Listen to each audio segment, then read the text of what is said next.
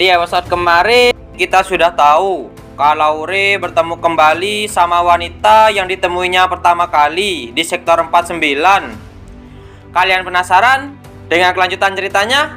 Jadi, tanpa berlama-lama, kita langsung saja ke ceritanya. Kita dilihatkan dengan wanita itu berterima kasih pada Rey. Rey berkata, "Ngomong-ngomong, ada sesuatu yang ingin aku tanyakan. Apa kamu seorang penyihir? Kamu tadi menggunakan sihir kan? Apa kamu mau masuk dan bicara di dalam?" Setelah itu, Rey pun masuk ke dalam rumah wanita tersebut. Wanita di sana berkata, "Namaku Veronica. Aku Rey. Maaf karena berteriak padamu waktu itu. Aku pikir kamu salah satu dari anak-anak yang suka melempar batu. Aku mengerti. Situasinya memang memungkinkan terjadinya kesalahpahaman. Terima kasih lagi karena telah membantuku waktu itu. Aku pasti dalam masalah besar kalau bukan karena kamu. Tidak perlu terlalu berterima kasih padaku. Aku hanya ingin melihat-lihat toko buku ini." Rey bergumam, "Awalnya aku hanya ingin mendapatkan sedikit pengetahuan tentang sihir. Tapi bertemu dengan seorang penyihir di sini adalah kebetulan yang lebih besar dari yang kuharapkan." Veronica juga bergumam, "Bukankah orang-orang di sini biasanya lebih terbuka terhadap apresiasi? Anak ini aneh."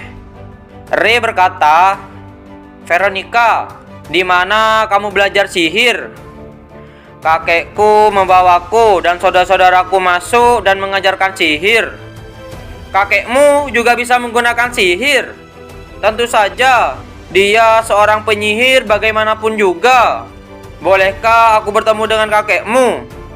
"Seharusnya tidak masalah, tapi aku harus naik ke atas dan memberitahunya dulu." "Tunggu, ada luka di pipimu. Sepertinya hanya lecet. Tapi kamu bisa terkena infeksi kalau dibiarkan begitu saja." Setelah itu, Veronica menyembuhkan goresan luka milik Rey. Rey berkata, "Bagaimana kamu melakukan itu? Kamu baru saja menggunakan mana putih, lalu menggunakannya untuk menciptakan cahaya dan menyembuhkanku." Rey bergumam, "Tidak peduli seberapa keras aku berkonsentrasi, aku tidak bisa menggerakkan mana putih. Mana putih itu hanya bereaksi ketika seseorang memiliki kepedulian atau dedikasi, atau ketika seseorang mengorbankan dirinya sendiri. Semua itu adalah emosi yang jauh dariku. Seseorang yang tidak mampu merasakan emosi." Veronica berkata, "Aku hanya menggunakan sihir penyembuhan itu saja. Tapi apa maksudmu dengan mana putih?" Setelah itu, Rey pun mengingat kata-kata dari Neil. "Warna. Aku belum pernah mendengar hal seperti itu sebelumnya. Orang-orang bilang bahwa mana itu tidak terlihat." Rey bergumam, "Bahkan para penyihir pun tidak bisa melihat mana." Veronica berkata, "Aku tidak tahu apa yang kamu maksud dengan mana putih. Apa yang kamu maksud elemen regenerasi?" "Elemen regenerasi?" "Iya, elemen yang digunakan untuk sihir tadi disebut sebagai elemen regenerasi. Biasanya sihir menyembuhkan hanya menggunakan satu elemen, yaitu elemen regenerasi. Meskipun kita bisa menambahkan 2 atau lebih elemen pendukung ke dalamnya." "Berapa banyak elemen yang ada di luar sana?" "Ada banyak elemen. Jika hanya menghitung elemen alami, ada lebih dari 20 jenis. Tapi jika menghitung yang lain, seperti amplifikasi, gangguan, manipulasi, dan regenerasi, maka jumlahnya setidaknya ada 100. Rey bergumam, "Aku belajar sesuatu yang baru hari ini. Jika aku bertemu dengan kakeknya, apakah aku akan belajar lebih banyak hal baru?" Ray berkata, kakekmu ada di lantai 2. Iya, dia sangat sakit. Jadi kebanyakan waktu dia tidak bisa bangun dari tempat tidur. Bisakah kamu menunggu di sini? Aku akan pergi melihat apa kakek sudah bangun. Aku segera kembali. Di sana Ray sedang melihat-lihat buku. Ray bergumam, aku dengar buku adalah barang yang sangat mahal. Menyentuhnya dengan tangan ini hanya akan menurunkan nilainya. Terakhir kali aku mandi adalah saat hujan turun dengan air bersih. Aku tidak terlalu merasa tidak nyaman saat menghadapi bau tidak sedap. Tapi aku yakin ada banyak orang lain yang akan merasa terganggu. Ini tidak terlihat seperti buku. Apa ini jurnal? Tentang distribusi elemen berdasarkan sektor. Tentang alasan perluasan hujan hitam. Setelah itu Veronica pun turun. Dan dia berkata, apa dia pergi karena aku terlalu lama? Aku masih di sini. Veronica pun terkejut setelah melihat Ray ada di belakangnya. Veronica berkata, kamu sedang melihat-lihat di toko. Apa ada buku tentang sihir? Aku sudah mencari, tapi tidak menemukannya. Kamu bisa membaca? Apa kamu sudah memeriksa judul bukunya? Veronica bergumam, anak ini lebih menarik dari yang aku pikirkan. Ray berkata, bagaimana kakekmu? Aku rasa kamu tidak akan bisa berbicara dengannya sekarang. Dia tertidur lelap. Bisakah kamu kembali ke sini besok? Baiklah, aku akan kembali besok. Ngomong-ngomong, kenapa kamu ingin bertemu kakekku? Sepertinya itu sudah menjadi tujuanmu sejak awal. Aku mencari Prisma. Kita dilihatkan di sore hari. Kita dilihatkan dengan Ray yang sedang membaca surat yang dikasih Philip. Bangunan 37. Di jalan perjalanan yang sepi. Nama tidak diketahui.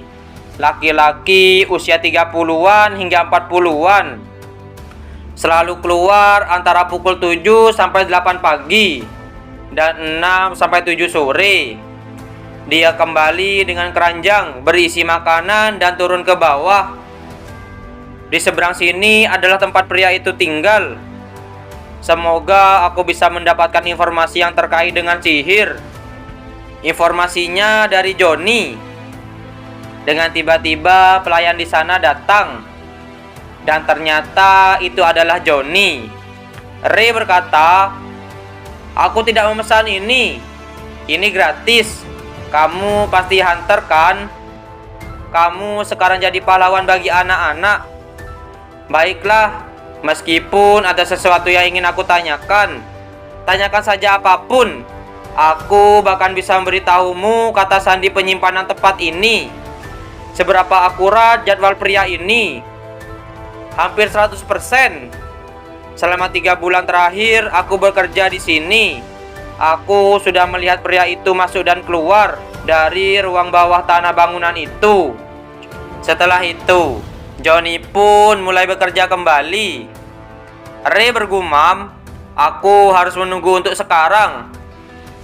Setelah 1 jam berlalu, dengan tiba-tiba ada seseorang misterius yang berjalan di luar sana. Ray bergumam, orang itu, dia memiliki cincin seperti penyihir itu dengan teropong. Dia pasti seorang penyihir. Setelah itu, Ray pun langsung meninggalkan restoran tersebut. Di sana Ray bergumam, pria itu meninggalkan rumahnya setelah sekitar 1 jam. Aku harus mencari petunjuk tentang sihir di rumah ini selama 1 jam itu. Terkunci, seperti yang aku duga. Tapi aku tidak bisa mundur di sini. Aku harus menemukan cara untuk masuk entah bagaimana. Dengan tiba-tiba mana warna-warni muncul. Ray bergumam, mana ini sedang bereaksi, mana mengalir ke dalam lubang kunci. Dengan tiba-tiba pintu tersebut terbuka. Ray bergumam, bagaimana aku bisa melakukan itu barusan? Aku harus fokus. Aku tidak bisa memikirkannya sekarang. Yang penting sekarang adalah menemukan informasi tentang penyihir itu. Setelah itu, Ray pun membaca kertas yang ada di sana. Seperti nyala api yang membara dalam hidupku, bos. Ini sudah sejak dibubarkan. Apa ini surat yang sedang ditulis oleh pria itu? Batu merah yang diberikan padaku, aku bisa menjadi lebih kuat. Kepada 66 yang aku gali. Dilihat dari isi surat ini, dia telah dikeluarkan dari organisasi. Sensasi ini adalah permata yang sama dengan yang tertanam di cincin Kedrick. Ini pasti batu darah merah yang disebutkan dalam surat itu. Masih mana yang sama, tapi tidak seperti mana di udara. Permata ini bisa menariknya dengan jauh lebih halus. Apa yang akan terjadi jika aku menggunakan sihir dengan benda ini? Dengan tiba-tiba, Ray mengeluarkan sihir apinya. Ray bergumam, api paling merah yang aku pernah ciptakan. Biasanya butuh lebih banyak waktu untuk mengaktifkan sihir juga. Dia sudah kembali. Ini bahkan belum 15 menit. Orang misterius itu berkata, sial, tidak bisa dipercaya. Aku meninggalkan dompetku. Apa inilah alasan bos meninggalkanku? Tapi jangan khawatir. Begitu ini selesai, aku akan bisa kembali ke organisasi. Kali ini aku harus kembali lebih banyak makanan dari biasanya. Dengan begitu, aku tidak perlu keluar untuk sementara waktu. Sepertinya ada sesuatu lagi yang aku butuhkan. Ternyata diketahuan oleh orang misterius itu. Dengan tiba-tiba, Ray langsung menyerang orang misterius itu. Orang di sana berkata, siapa kamu? Aku pikir kamu adalah asasin dari organisasi. Tapi hanyalah seorang bocah. Bagaimana caramu bisa membuka pintu? Tanpa banyak bicara, Ray langsung menyerang orang tersebut. Akan tetapi serangan Ray masih bisa ditahan oleh orang itu. Orang itu berkata, kamu berani acuh kepada orang dewasa dan malahan mengacukan pisau kepada mereka. Dan kenapa kamu sangat kuat? Setelah itu, Ray langsung mundur untuk memperlebar jarak. Ray bergumam, untuk sekarang, orang itu dia memfokuskan mananya ke tangan yang memegang pisau. Dia menggunakan sihir untuk mencegah luka. Dengan tiba-tiba, orang itu pun mulai menyerang Ray. Akan tetapi, Ray masih bisa menghindari semua serangan dari orang tersebut. Di saat serangan itu mau mengenai Ray, Ray pun langsung menggenggam senjata itu dengan tangan kosong yang disaluri oleh sihir. Ray bergumam, aku dengan jelas mengingat kombinasi warna dan rasio dari sihir yang dia gunakan barusan. Orang di sana juga bergumam, apa yang terjadi? Metalisasi adalah sihir unik yang aku ciptakan. Apa mungkin bocah ini bisa menirunya? Dengan tiba-tiba orang tersebut langsung menyerang Ray. Akan tetapi Ray masih bisa menghindari serangan tersebut. Setelah itu Ray pun mulai menyerang balik orang tersebut. Orang tersebut pun terkena banyak serangan dari Ray. Orang di sana berkata, aku benar. Bos seharusnya mengirimmu ke sini. Aku dengar ada seseorang yang bisa mengopi sihir di antara asasin. Dengan tiba-tiba, Ray langsung menusuk tangan dari orang tersebut.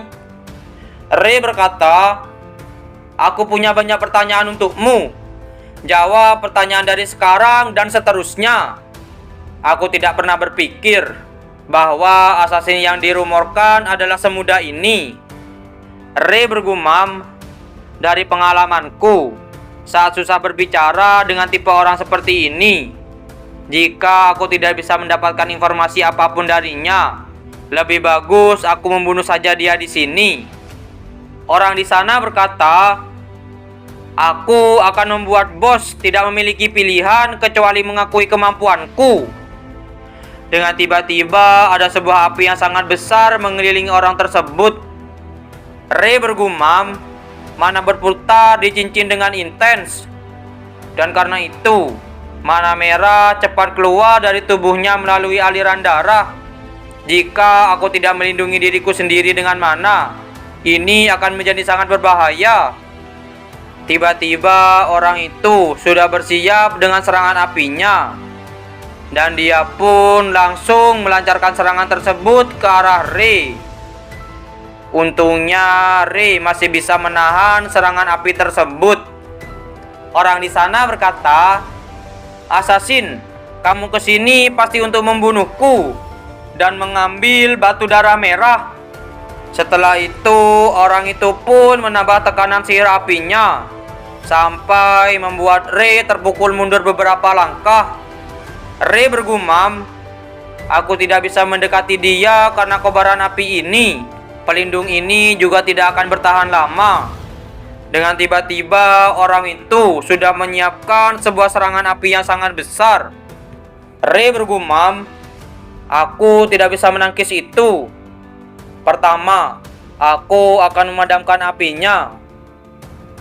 Dengan tiba-tiba, Ray mengeluarkan sihir airnya. Dan Ray pun langsung menyerang orang tersebut dengan sihir air yang sangat besar, sampai memadamkan api milik orang tersebut. Apakah Ray yang akan memenangkan pertarungan tersebut? Kalian penasaran? Jadi, jangan lewatkan di episode yang selanjutnya. Terima kasih sudah menonton video kami sampai selesai. Jangan lupa subscribe, like, dan komen, dan share video kami ke teman-teman Anda. Dan dadah.